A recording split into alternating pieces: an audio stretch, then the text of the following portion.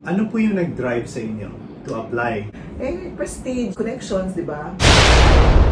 Did you do your research? I don't get paid. Ayoko. Ano mapapala ako dyan? Alam ko walang sweldo yan. Virma as a consul. Marami kaming ginagawa dito. Nagagalit sila. Bakit ang tagal ng processing? Suplado naman talaga ako. Did you experience bashing? Meron naman. I don't really care.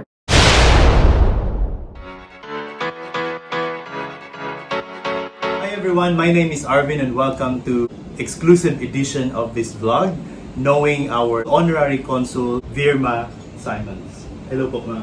Hello! Ano bang gusto niyong itawag sa inyo? Kahit ano lang.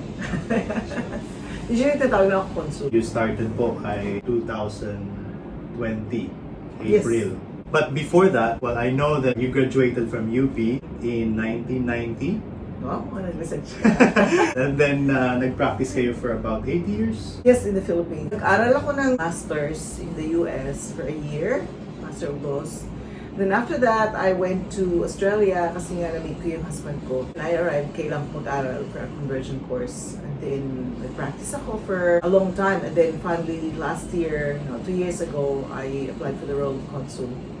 And then I got the role. Ano po yung nag-drive sa inyo to apply? Because meron na kayo company, right? I was thinking kasi na I was not immersed in the Filipino community. So, sabi ko, kailangan ko na yatang, homesick na rin ako kahit papano, no? Yung, na-miss ko na rin yung talking to Filipinos. Tapos sabi ko, and also, it's time to give back to the community. Yun talaga ang driving force, mag-give back to the community. Kasi everyone knows that the role of an honorary consul is actually a volunteer role. So, I don't get paid for doing my job. Did you do your research kung ano talaga yung work?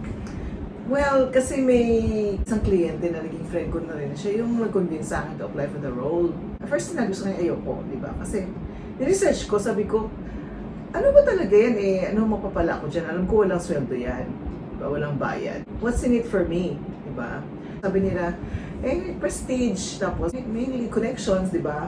Sabi ko, hindi ko makailangan mga yan. Sabi ko, kailangan prestige, hindi ko kailangan connections. But, going into the role, I can now say to you, if you want to apply for the role, it is a good role because when you help people, you actually feel good about yourself. You feel good about the world. You feel good that you're able to help other people. So that is something that no one told me about.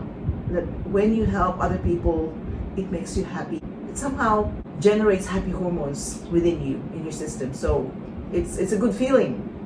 Yeah, I 100% agree. So when you see other people happy, doble po yung happiness na nararamdaman ninyo. So, speaking of hard work, what is the typical day of Consul Virma? Well, hindi naman full-time tong role na to, no? So, in a way, basta marunong ka lang maghanap ng staff na magaling, o diba? So, in the morning, sila na yung gumagawa. Pero in the beginning, I had to actually know how to do the job. Yeah? And then after that, I got people who I could depend on, who I was able to train. And then, sila na yung gumagawa ng mga nitty-gritty. So, that is my commitment the whole afternoon I'm here, Monday to Friday. The weekends, yun yung mga, usually, mga community work na sa mga organizations. Do you still practice your profession? Yes, I do. Yeah. I am more into family law and commercial law, wills and estates. Everything except for criminal law and labor. Speaking of last will, I really want to include this in this video kasi marami sa atin ayaw pag-usapan yung will. But living in Australia, it's different. Ano pong mapapayo ninyo sa ating mga kababayan na sinasantabi yung, wag na yan, hindi kailangan yung will? Kasi yung death is a reality, di ba? Yeah. Minsan, ako nga, ang tagal-tagal ko gumawa ng will kasi para bang if you make a will, you feel like you're going to die, di ba? We have to be realistic because if you don't have a will, it's going to be harder for the people that will leave behind. If you have a will, you have more control over what you want to do with your assets. If you don't have a will, then you let someone else control it, maybe the law.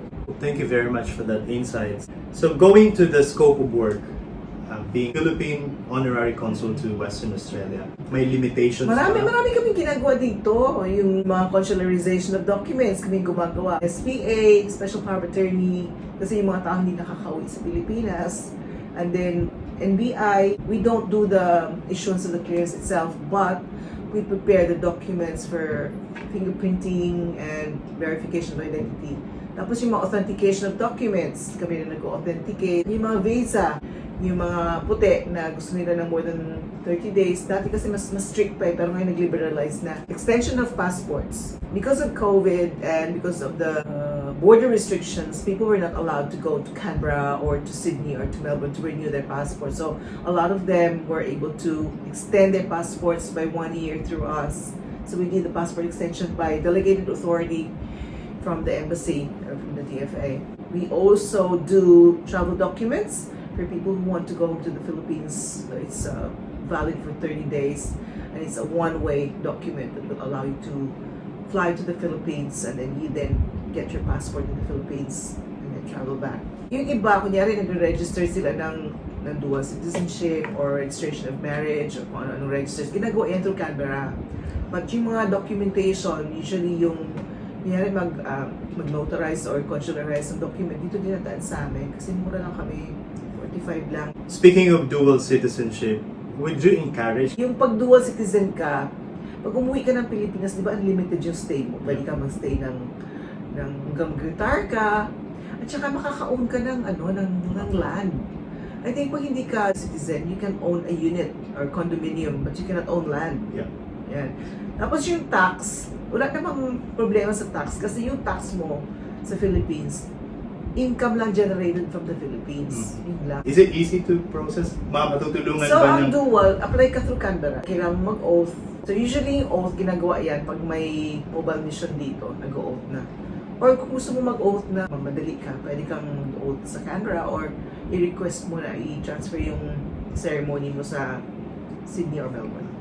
Speaking of passport, ang dami kong naririnig bakit kasi wala dito sa Perth. Is there any reason why wala hindi kasi talaga? hindi tayo regular na consulate, lang kami, honorary consulate lang. And also, I think it's because of the equipment na ginagamit. Naka-allocate lang sa mga consulates general tsaka sa Canberra. What are the common issues and problems na dinudulog po sa inyong tanggapan? Like challenging? Usually, nagagalit sila kasi syempre, nagagalit sila pag kunyari, walang sumasagot sa phone, di ba? Eh, volunteers lang kasi yung sumasagot. Minsan, 2 volunteers lang, busy naman masyado. And there's only one line, so when someone rings and asks, and we have to explain, hindi lang siya kasi booking line, pati explanation pa. Ang tagal-tagal ko minsan mag-explain. Pero ang ginagawa namin is we call back. We always call back. So, natutuwa naman sila kasi kahit pa paano, tumatawag kami. Tapos, ang nila, syempre yung delay na bakit ang tagal ng processing? Kasi kami, 7 to 10 business days. May ganun talaga kasi sobrang dami na nag-a-apply. In fairness po, hindi ko in-expect na I will be given a chance to have an interview with Consul. Pero ang bilis po niya mag-reply. And then, it looks like you're a very early person. Kasi kanina mga 6:20 nag-message na siya sa akin. Sabi ko, wow, ang aga naman magising ni Consul. In terms of problem talaga ng karamihan na kababayan natin. Passporting, syempre, dahil nga sa COVID, so ang tagal nating walang mobile passport mission. Normally, may mobile passport mission ng twice a year. 2 years na walang passport mission. So yung applicants, ang dami na natin dito, sa 38,000 na tayo. Ang in-expect nila na demand is about 1,000 a year. Basta umabot yung estimate nila sa 4,000 na nung kasalukuyang nag-mobile mission. Ang lahat ng registration process is done through Canberra. So wala kaming kinalaman. Nadamay lang kami sa reklamo nila na bakit ang tagal nangyari. But in fact, hindi mo rin naman masisisi si Canberra because the first time that they did the passport mission was with us straight away. As soon as the borders were lifted, they went to us. And then they extended it to 8 days instead of the usual 3 days. At least alam nyo na po kung ano po yung reasons. Hindi lang naman po ang office ng ating consul dito sa Perth. Lahat po talaga may delay. Even with the stocks, even with our importing. Talaga pong ang dami pong delay dahil po sa pandemic. Going back, po yung stressful talaga. And how do you manage your stress? Actually, parang okay na kami. Siguro dahil sa tagal-tagal na ma-manage na namin. Nung first day ko, ako lang mag-isa. Gumawa ako ng NBI clearance. Yung unang-una kong kliyente si Marian. Fingerprint pala, hindi ko ma-master. Siguro nakalimang forms ako na sinayang. And then, umabot ng 3 hours. It's hard before it gets easy.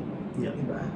If you will be given a chance for an extension, halimbawa, kasi you mentioned na 3 years lang pala, parang first term, 3 years. Would you extend? I've thought about it, but I have decided not to do it because 3 years is long enough. Of course, I have to somehow give priority to my family because I have not spent weekends with my family anymore because of my work. It's time to refocus on the family again. And also because there's other people there, other people who deserve the role as well. A lot of people are willing to do it. They're good. They're equally as good, if not better than me. Talaga pong kahanga-hanga yung sinabi po ninyo kasi alam naman natin, well, this role, sometimes it could be parang politics din siya. But at the same time, when you look at it, it's really public service to help other people. Tapos, kaya nyo siyang i-give up after 3 years. So ngayon naisip ko ito parang stressful. Hindi, okay siya. Actually, masaya siya. Masaya talaga yung role. Kasi mo, syempre, bigyan mo rin ng chance yung iba, di ba, na gusto mag-serve din. So 1 more year, ano po yung dream ninyo in that span? Bago Marami matapos naka-line up ng mga projects. So meron kami mga seminars. At the moment, I'm liaising with someone in relation to a seminar for depression. I think it is a good topic to deal with. So people will become aware of the triggers and how to address the issues. And then we are going to go with an ambassador to the Philippines, to a trade mission, which is being initiated by the ambassador. So that's going to be in August. And then there's going to be another mobile passport mission, I think, in October, which is not 100% guaranteed yet. We are still doing our consular mission to possibly back to Broome. We're looking into doing one in Carrollton and possibly one in Albany again, or even Karatha. There's a lot happening. Such a working consul, I would say. In terms of unity, you said around 38,000 Filipinos here. It was my dream probably 5 years ago. Sana merong event where all Filipinos or most Filipinos will go together at saka yung venue niya dyan sa may showground sa Claremont. Actually, we did one celebration, the 75th Philippine-Australia Friendship Day. We did it at the Langley Park. We had a barrio fiesta, and it was participated by almost all organizations, which was really fun. At the moment, we have different organizations, Over there, 30 registered organizations across WA. So sana talagang mag-gather together and then... That time, we were actually cooperating with each other, got their help to make everything happen. Do you think it's gonna happen again before you I'm end not sure because it was such a big project, 3 months in the making. But it was done through the efforts of the ambassador.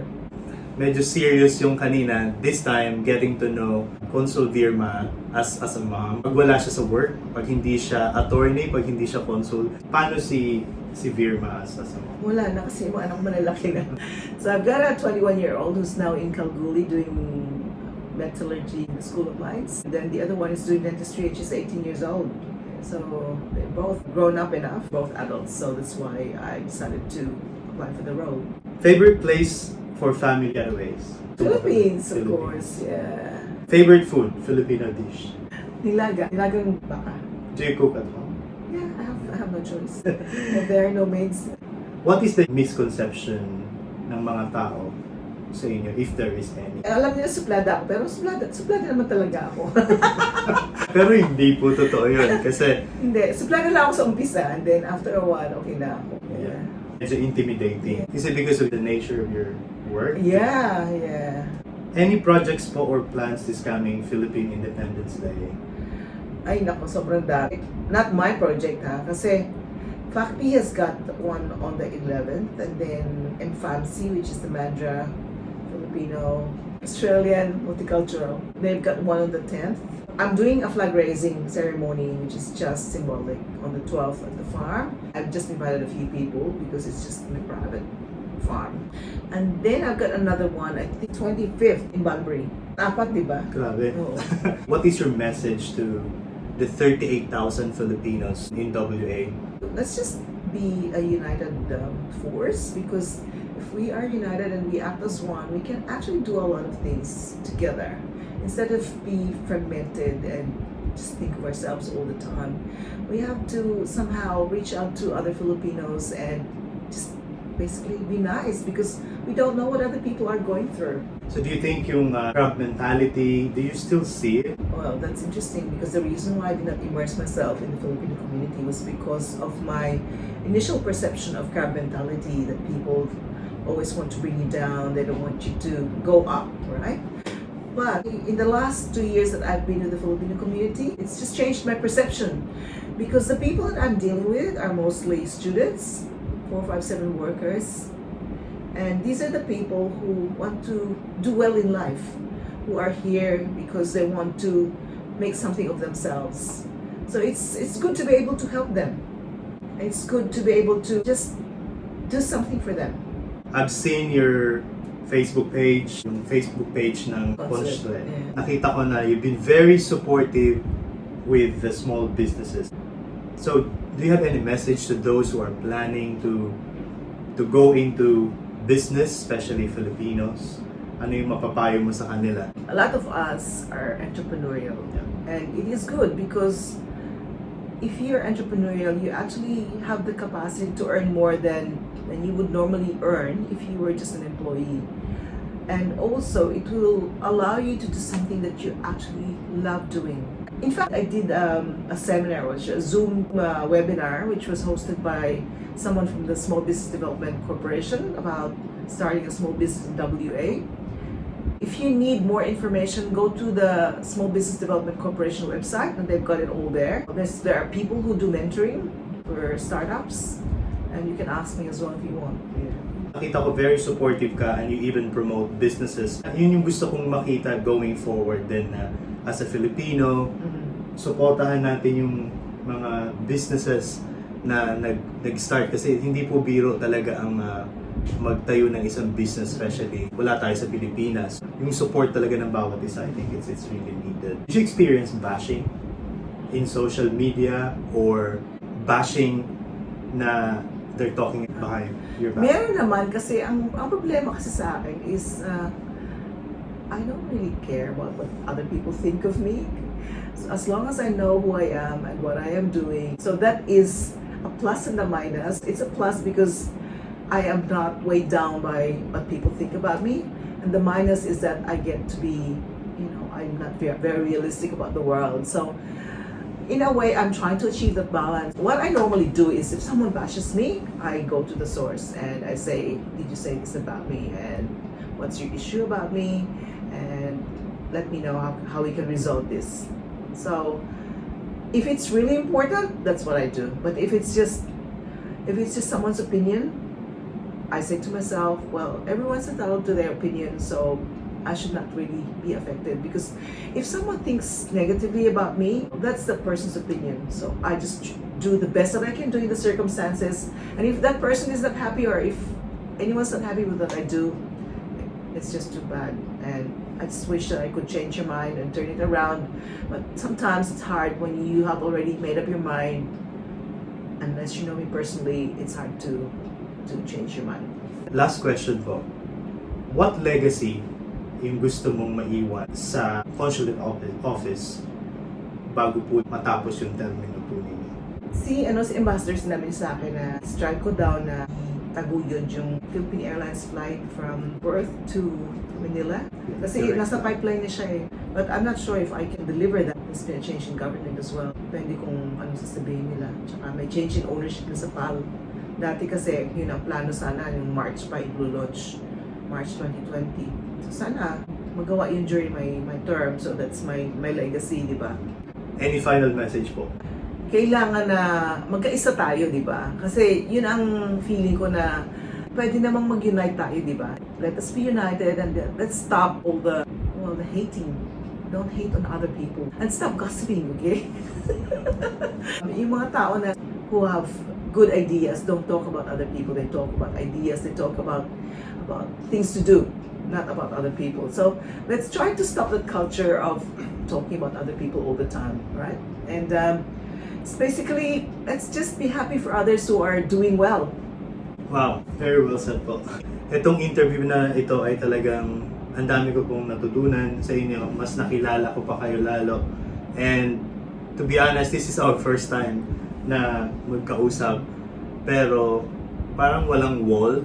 Talagang sinagot po ni Consul Virma yung mga tanong and napakaganda po ng natutunan natin. Hopefully, itong video na ito ay magsilbing inspiration sa iba, especially sa ating mga Pilipino to support each other. Maraming salamat, Consul Virma, for this very rare opportunity, for giving me a chance to know you more, and hopefully our viewers get something from this very short interview. Thank you very much for watching.